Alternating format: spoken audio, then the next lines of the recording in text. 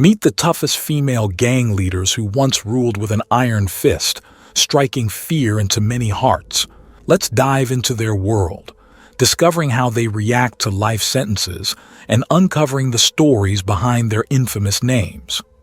Judith Marianne Moran. Our first story is about Judith Marianne Moran, a woman involved in Australian criminal history. Her life was like a dramatic movie, with violence and tragedy in Melbourne's Gangland scene. First, her husband Johnny got killed in a drug conflict.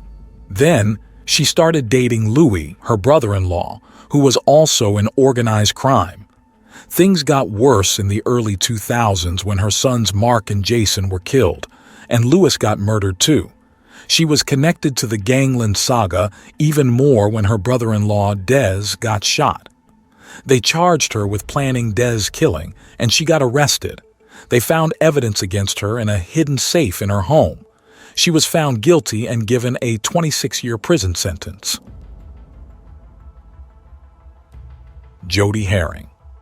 Next up, we have a sad story that deeply affected a whole community. It all started when Jody Herring, who was feeling really upset, did something very terrible. She took the life of Larusso, who had decided to take Herring's daughter away. This made Herring even angrier, and she didn't stop there. She ended up hurting 3 of her own relatives too. It was all very shocking and sad. When they went to court, Herring was very sorry and cried a lot. She knew she had done something really wrong. The families of the victims were very angry and didn't want her to go free. The judge had a difficult decision to make, but in the end, he decided that Herring should stay in prison for the rest of her life. Regina Johnson. Regina Johnson was found guilty of doing something terrible. She killed her husband and daughter. The court said she did it on purpose, not by accident. Now she has to spend 80 years in prison, which is like her whole life. During the trial, she got really emotional and did something strange. She wrote angry messages on a mirror with red lipstick, blaming her late husband for everything. She used to be happy with her daughter, Vanessa. They were like a team until something bad happened. Johnson says her husband was very mean and wanted to ruin their family. Now that he's gone, she feels like she lost everything. Russo clan. This is a story about the Larusso clan, a powerful criminal group in Naples, Italy. They were known for being very scary and respected by many. They started as a small gang in a poor neighborhood but became stronger by using violence and making smart alliances. Maria Larusso was a key leader in the clan. She came from a family already involved in crime, and when her husband got arrested, she became the first female boss of a powerful group controlling drug trafficking and extortion. Under her leadership, they made a lot of money by doing dangerous things, but problems came up when they disagreed over selling dangerous drugs. Another rival clan took advantage of this, causing lots of deaths and anger from the public. Maria got arrested, but even in jail, she still had influence. Rosetta Cotolo. Next up, meet Rosetta Cotolo, a woman in Italian organized crime. Her brother Raffaele Cotolo was the boss of Nuova Camorra Organizzata, and she was very important in the group too. When her brother got arrested, Rosetta took charge and made sure the NCO kept running smoothly. She was smart and negotiated with drug dealers and other mafia groups to stop fighting with their rivals. Unlike her brother, she liked staying hidden. She lived a quiet life, taking care of her roses and running operations from secret places like Castle Mauricio. The police tried to catch her, but she was very clever and escaped with the help of a priest. She kept doing secret things for more than 10 years until she finally surrendered in 1993. Rosetta got charged with being part of the mafia, but her calm and persuasive ways helped her in court. Her sentence got reduced, and she was found not guilty of 9 murder charges. She was very good at protecting her brother's criminal empire, even though Raphael was the one everyone saw in public. Lisa Montgomery. This is the story of Lisa Montgomery, a woman who had a difficult life and struggled with mental health problems. In 2004, something terrible happened. She did a shocking crime by ending the life of a pregnant woman named Bobby Jo Stinnett and taking the baby from her belly. Luckily, the baby survived and went back to her father. But Lisa had to face the consequences. She was caught, found guilty, and given the death penalty in 2007. However, her execution was delayed for many years because of legal reasons. Finally, on January 13, 2021, in Indiana, she was given a lethal injection as punishment for her actions. Maria Licciardi.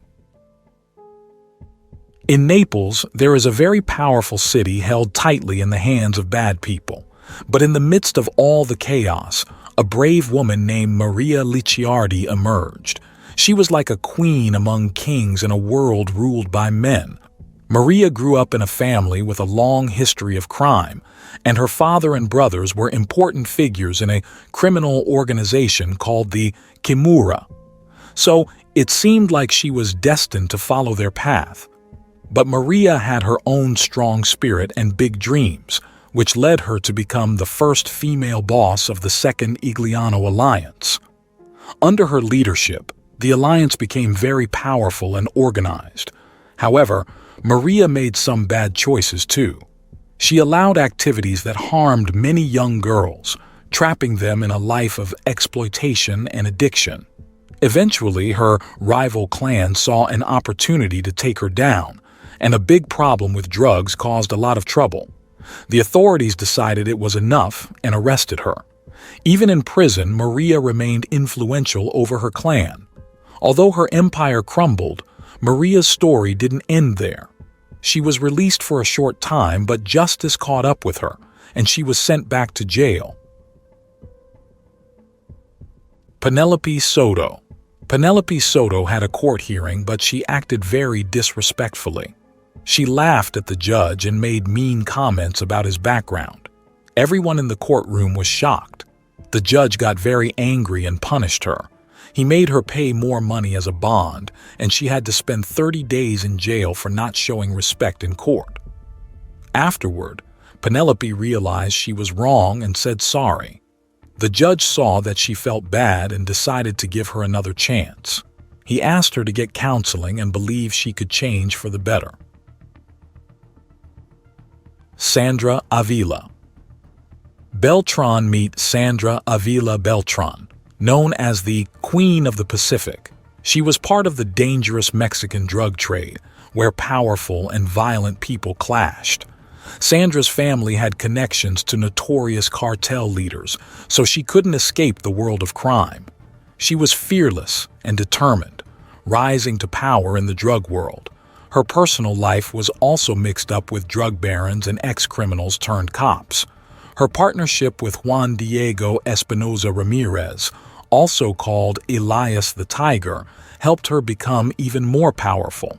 She operated secretly for a long time, but things changed when her son was kidnapped. Seeking help, she got caught, and the authorities charged her with organized crime and drug trafficking. After a long chase, Sandra was captured and sent to the United States. Now she's back in Mexico, still facing legal troubles. She will always be remembered as a powerful woman in a world mostly ruled by men. Tatiana Fusari. This is the story of Tatiana Fusari, who believed in the sovereign citizen. She and her husband, Seth Welch, didn't trust the government and refused medical help for their 10-month-old daughter, Mary Welch. Mary got very sick, but her parents chose natural remedies instead of going to the doctor. Sadly, on August 2, 2018, Mary was found dead and very underweight, showing signs of malnutrition and dehydration. With that said, thank you for watching. Be sure to hit that subscribe button and stay tuned for more.